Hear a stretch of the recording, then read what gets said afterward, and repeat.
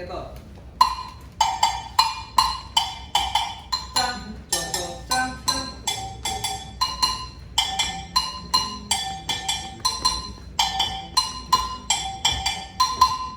Ito yung isa sa mga common.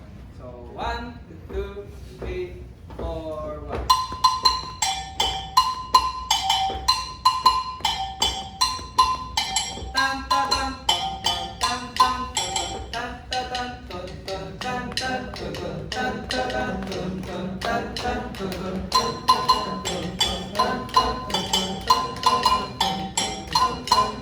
Okay. Paano ngayon kung tatlo yung bells ng school niyo? Kasi nga may pera kayo.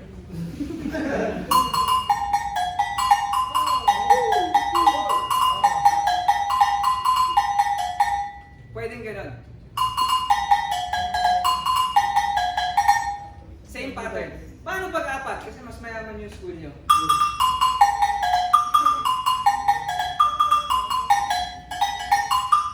Pwede. So may ganun tayong pattern. So eto lang siya.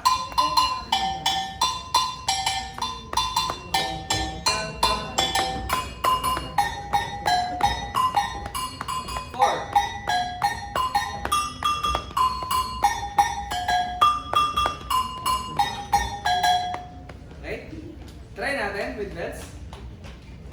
3, 3, 3, 2, dalawa. Ilan? Hindi ako na magmamat. Dali na, akit na kayo.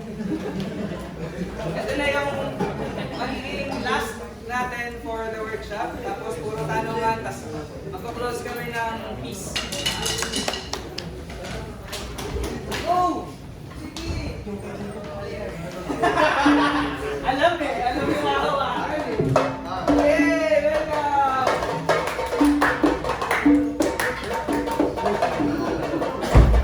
So, Bell, sino gusto mag-Bell?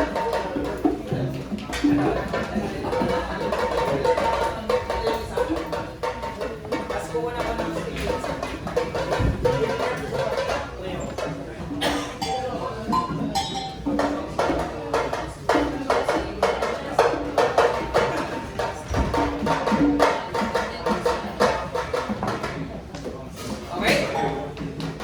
Try natin buuin muna yung itong side. So, sort house muna tayo. 1, 2, 1. Yung pasok ng 3 sabay sa hook. Pin, pin, pin, pin, pin, pin, pin, pin, pin, pin, pin, pin, pin, pin. Yan, tapos pwede pa lumakas ng konti yung 2. Skap po. Lakas pa natin na kung kaya. Yan. Yaw! Okay, so try. 1, 2, 1, 2, 3.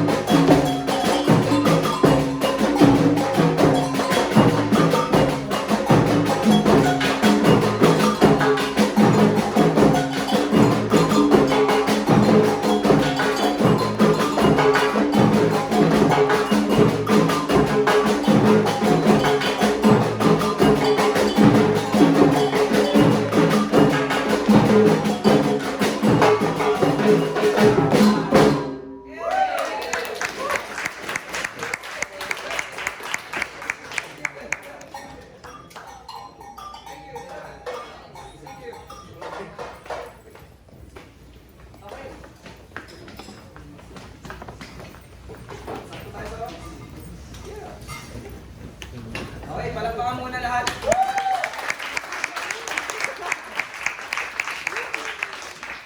Sino dito yung first time gawin yun? First time hawakan yung ibang instruments. First time tutugin. Okay? Kamusta? Parang may na-unlock sa utak. Yes. Second level. Okay? So, ang pinaka gusto kong i-share sa inyo with this music and everything, hindi lang siya detached sa culture. Merong karampatang kulturang sinasamahan yung music na ito. Kailangan natin matandaan, yung music na ito, galing to sa oppressed group of people. From 6 weeks biyahe, galing ng Africa papunta sa settlement. Tapos patong-patong sila, parang log, parang troso. Yung kalahati sa kanila, hindi umabot sa biyahe. So sipin mo, pero nakaganong ka, tapos meron ng dead body sa ganyan. Oh man! So isipin nyo gano'ng ka-rich, gano'ng ka-daming hindi ko sure kung hindi ka magagalit kung kinuha ka sa lugar mo para magtrabaho something na labag sa kalooban mo, di ba? Tapos, bawal nilang practicing to on certain days. Isang araw lang sila pwede. Yung iba, hindi pa nadala yung mga music nila, yung instruments nila. So, yung iba sa kanila, ginamit talaga yung mga kahon, literal, box, crate, doon sila nagpa-practice tsaka tumutugtog. Okay? Always remember to search deeper tungkol dun sa music na ginagawa nyo. Kung ano man yan, nood kayong short YouTube video, 10-15 minutes, magbasa kayo 5 pages about it. Learn the culture of the music. Kasi marami kayong ma-unlock about it, marami kayong makikita similarities na nangyayari dito sa kanila. Yeah. So, that's it for the workshop, for I guess. Woo!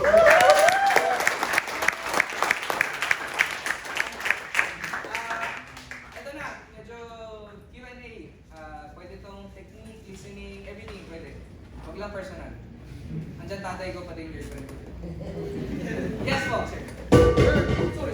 Regarding sa yung Agogo Bells, Yes. pwede bang associate yung clave? Pwede rin. Depende sa arrangement. Okay. Pero traditionally, since yung clave nasa ibang part siya ng, nasa tuba siya. Pero yung modern arrangements, minsan yung clave tinutugtog sa tambourine. Yes. Tsaka nagtatap, pwede, depende sa arreglo. Okay. Pwede siya. Yes. Walang maling tanong. Swear, walang maling. Oo, walang maling tanong. Anything. Questions, patterns, applications. Yes. Sir, para mag-develop ng hand independent, kasi iba yung syncopado ng isang kamay tapos yung iba yung ginagawa. Very good. Usually, pwede kang mag-start sa isang ostinato ng isang kamay, tapos quarters lang muna. Para meron kang isang kamay na iniisip, meron kang isang kamay na automatic. So, ganun siya. So, reverse din. Kung paano mo inaral sa kanan, turo mo rin sa kaliwa. Usually, ganun yung mangyayari. So, ngayon, nasa process pa lang ako nang tinuturo ng kanang kamay ko yung ginagawa na to my left hand. So, after 20 plus years. Yan. Yun lang. Start sa quarters, then pag comfortable ka na sa quarters, offset mo lahat, lagay mo lahat sa upbeat, lahat sa end. Tapos from ends, kuha ka ng isa pang ostinato, tulad nung kanina, kaskarat sa clave. Sobrang gandang ano na yun, starting point. Yes.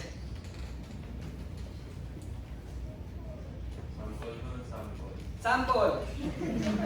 We're ganun niya, sir. So, quarters tayo. So, ganun to.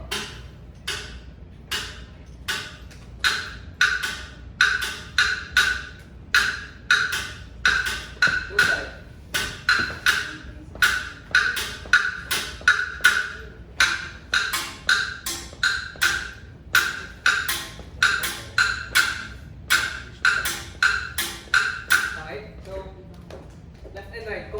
Kung hindi, yung isa munang kamay, siya muna yung mag-ostinato, kung ano yung dominant hand. Tapos yung isa, kailangan niyang matutong maging independent. My God, kailangan natin independence. What else? pwedeng about sa style. Yes. Ano po yung mga ibang functions na Brazilian music apart from mga ceremonies, mga cultural, Saan pa siya ibang nagagamit? Festivities, mostly ceremonies. Traditionally kasi, in African music, hindi nalalayo yung, hindi hinihiwala yung music sa part. So wala tayong term for musician, dancer, and singer. Lahat yan sama-sama in African culture. Oh. Pati yung audience, walang audience, lahat yan kasama. Yes. So, pwedeng for recreation, kung trip nyo, mag-relax lang kayo, parang sa beach, bossa nova, kung talagang by the roots of itself, it's a celebration of their culture. So, Carnival, kung familiar kayo sa Carnival, it's the season that's 1 week long bago mag-Lent. Bago kayo mag-repent, bago kayo maging magpakabanan. Enjoy mo na! Well, that's very Brazil in a general sense. That's very Brazil. Sa Santeria, sa culture. Sa Santeria, or yung sa African side, sa Yoruba, modern day Nigeria, regla de ocha. In Santeria, siya na yung nasa New York. Sa Cuba, Santeria yung tawag. In Brazil, it's called candomblé. Okay? Yes? Ito, paano i-apply yung kahisya sa drum set? Paano i-apply yung price sa drum set? Pag sa drum set mo na lang siya gagawin. Mamaya, may tutugtugin kami piyesa. Ayan. Pero pwede. So, yung pattern ng taisha na yun, pwede siyang for cymbals lang, for hi-hats, or pwedeng right hand hat, tapos yung telepoteko natin kanina. Like so. Wait, try natin kung kaya sa No battery, please charge. Kasi kasi successful eh. Bakit lobot ka na?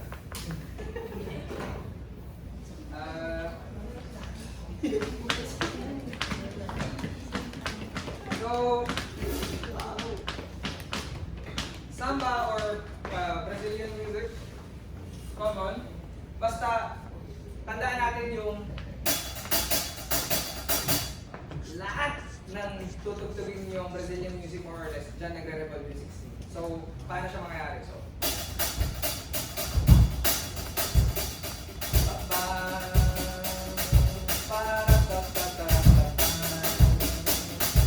alam niyo kata?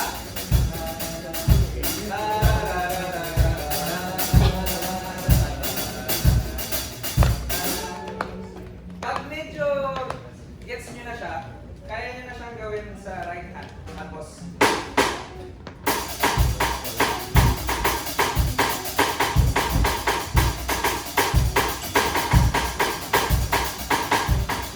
pwede yung 16.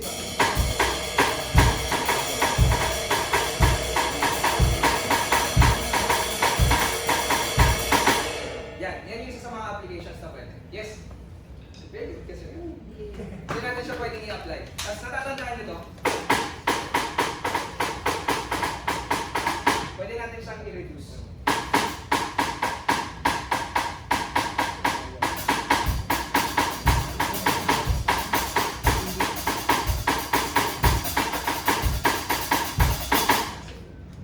So pwede natin siyang gawin dyan. What else?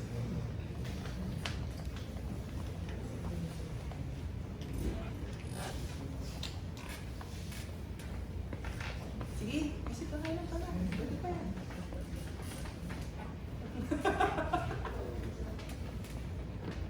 Pag sa djembe, Yes. paano yung Paano i-apply? Paano mo siya gamit?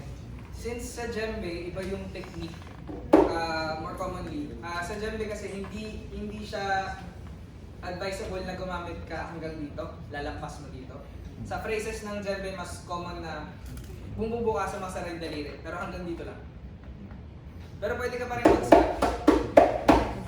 Pwede pa rin siyang magamit. Kasi may mga ilang bands and projects naman na nag-fuse na. Since Afro-Brazilian nga siya, merong African roots yung ginagawa nila. So pwede mo siyang magamit. Pwede silang gano'n. Kasi magandang marriage yun. yung partido ako sa pwede namin ito siya. Yes, pwede. Cut, cut, cut, cut. Pwede. Yes. Sir, how about sa darbuka naman? Pag sa darbuka naman, sir, mas fingers naman siya. Iba rin yung bilang. Tsaka meron siyang mga set patterns Yes. din. Na iba yung family. May mga family yan ng mga groups na meron. Yung isa sa common ay parang tapos mas finger technique Finger, na nagamit. Yes. okay, So, sa darbuka, ito naman yung nag-lead. Itong dalawa. Ito siya. Tapos magsa-split. Ito. Pero may doom pa rin siya, di ba? Meron, ito. Yan pa yung hindi ko pa naaaral. May question, may sample ba ng pandero? Ay, meron. Oo. May nag-question Sorry. si Miss Vanessa. Tambourine, di ba? Pandero siya. Yung jingles niya, unlike yung regular na tambourine, magkasaklop siya. Ganyan. Tapos meron siyang spacer sa gitna, na flat, para tight yung tulog. Dahil hindi natin siya tinutugtog like a regular tambourine. So, para...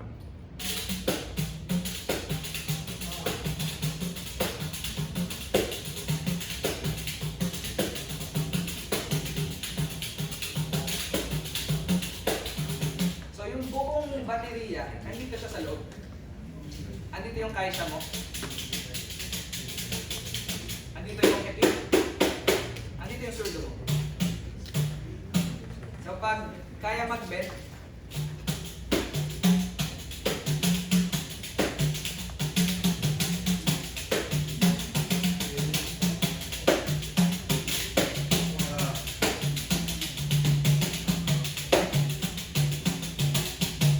yun siya. Ito yung pandero. Sample daw. Kasi, Ano? sample daw. Ay! Mamaya, pwede niyo sila ulit makawakan yung mga instruments. Any more questions? Sorry, may dalawa pa ng klase ng pandero. Itong isa, plastic. Itong isa ay kahoy. Ito yung pang-chorinyo o pang-choro. So yung choro ay isang style ng Brazilian music na dominant ang gitara, pati may mandolin. Ito naman, mas gamit ito sa pop setting. So kung meron tayo itong pattern na to.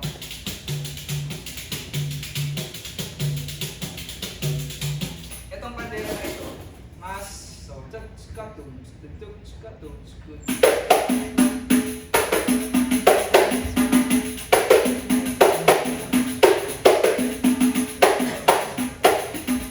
mas yun yung purpose niya. Yes. So magkaiba yung pitch niya? Yes. Okay. Mas mataas to. So mas kailangan mo siya.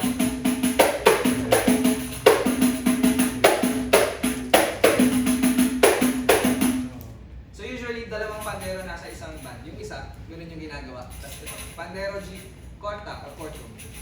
Yes. Any more questions? Yes. About sa mga shaker, paano naman? Shaker. Wala tayong shaker today. May shaker si Epats. Actually, kasi Oh, kashishi pala ito. Ito yung African na version natin ng shaker. Tsaka for sale din pala ito. Handmade gawa ni Airpods. So ito siya. Kashishi. Meron siyang gourd. Traditionally gourd yung base. Tapos gawa sa rattan. May dalawang tone. Meron tayong. Meron to.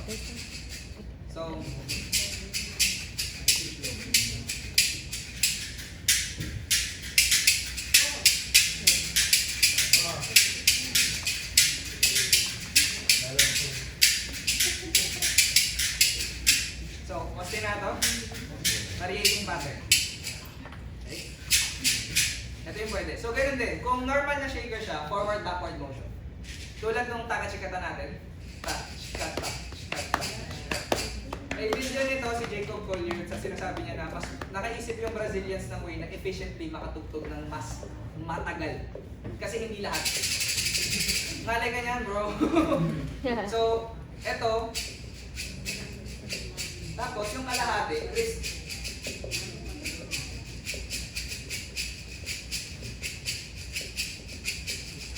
Whipping motion. Yes, so kata, kata, kata, kata, kata, kata, kata. Very good. Yes. Doon sa technique, may pinagkaiba kung makapag sa mukha. Pag nasa baba, ang tendency pwedeng malaglag ulit yung beat. Tapos, mas madaling bababa from diba? Medyo mas may effort. As compared sa forward, yung beads mo, rumorolyo. Mas nadadrag yung mas yun yung hanap natin. Kung yun yung demand ng music. Yes. Any more? Yes. May nagpapatanong tayo, paano daw ma-apply lahat ng percussive stuff sa melodic instrument? Sa melodic instruments. Sa pattern na agad, pag nag-a-adlib kayo, mostly, di ba? Chords lang naman, kahit one note, pwede nyo apply yung mga rhythms. Chang, chang, chang, chang, chang, chang, chang, chang, chang, chang, chang, chang, chang, chang, chang. Pag gumagawa kayo ng mga bump, bump ay yung recurring na pattern sa mga melodic instruments. Pam, pam, pam, pam, pam. Pam, pam, pam, badam, dam, dam. Meron agad kayong bump, klame lang yun. Bam, bam, badam, dam, pam. Gospel chant. Bayad na bayad yung drummer. Bam, bam. Ganon. So, pwede siya. Concept-wise, pwede. Mas malawak yung alam nyo sa rhythm and percussion, mas marami kayong pwedeng i-apply sa instruments. Kasi doon din naman yung lengguwahe niya. Pag nag-a-adlib yung mga pianists na Cuban at yung mga Brazilian guitarists, rhythm pa rin yung pinaglalaro. So, sabay siya nangyayari. Yes? Sa blowings ba tayo, meron bang definite na trabaho ang blowings sa isang Style of music. hindi sa Brazilian or Well, sa Brazilian, kung walang kakanta, matik, ikaw yun, melody instrument ka. Sa arrangements naman, usually kung paano natin siya ginagamit sa mga pop or funk na settings. Kasi pag dating mo naman sa horns, aabot ka na sa jazz harmony. Kasi from funk, lahat naman din ng vocal ng funk, galing ka halos sa jazz. So, jazz harmony, jazz horns, lahat dito yung mapupunta. So pag ginamit siya sa Brazilian tsaka sa Latin na arrangement tsaka pieces, yun yung voicing. Pero yung balon o yung rhythm niya, distinctly alam mo, Afro-Cuban talaga Brazilian. Ganun pa din. So, walang nakaset, pero may distinct characteristics sila. Any more?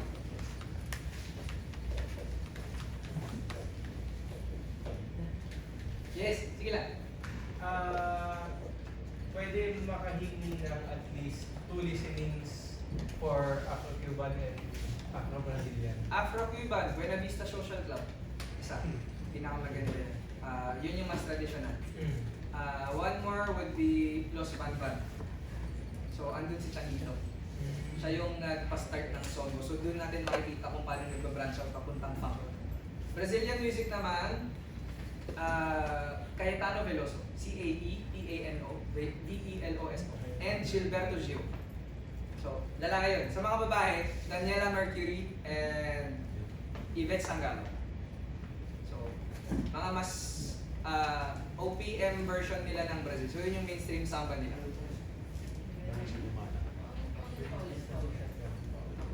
Yvette Sangalo, I-V-E-T-E, Sang, S-A-N-G-A-L-O. Yvette Sangalo. Yvette Sangalo. Tapos si Daniela Mercury. D-A-N-I-E-L-A. Check yung spelling ko Mercury. 7-Eleven Mercury. Sa Afro-Cuban, Los Van Van, V-A-N-V-A-N. Saka Buena Vista Social Club. Pero kung gusto nyo yung mas modern, mas folkloric, Muñequitos de Matanzas. Muñequito, M-U-N-E-E-Q-U-I-T-O-S. Muñequitos de Matanzas.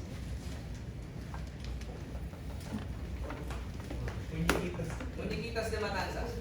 Or Batacumbele. B-A-T-A-C-U-M-B-E-L-E. Batacumbele. So yung bata, wala tayo nandito yun yung drums na gamit nila sa Regla de Ocha. Sacred yung drums na yun. Yung pinakamalaki, yung Iya, siya yung nanay. Itotelek yung next, tapos Popompulo yung pinakamaliit. So, sa Regla de Ocha, deities sila. So, meron tayong deity for entrance yan sa pinto si Elegua pag sa-start ka ng gateway. Siya yung gateway. So, sa lahat, sa kanya ka magdadasal. Si Shango or sa God of Lightning, parang siya si Zeus. Tapos, andyan din si Obatala. Andyan din sila, Osung sila Ogun sa Iron and Wood. So lahat ng deities meron silang specific na toke. Toke yung group. So sa isang deity, set of tokes ang ginagawa para sa kanya. Specifically sa kanya lang yun. Okay, question. Ano po? Saan po nag-fall under na genre si... Ay, no, not genre. Si Levi? Classification. Si Tito Puente. Tito Puente is Puerto Rican. So Latin music. Afro-Latin, Afro-Puerto Rican. Yes. Si Tito Puente ay classically trained percussionist. Marunong siyang magpakimba. Tapos alam ko marunong din siyang mag-piano. He's a very good piano player. Tsaka, obo ata or horn, marunong din siya. Kalimutan ko obo or bassoon. Ayun, any more questions?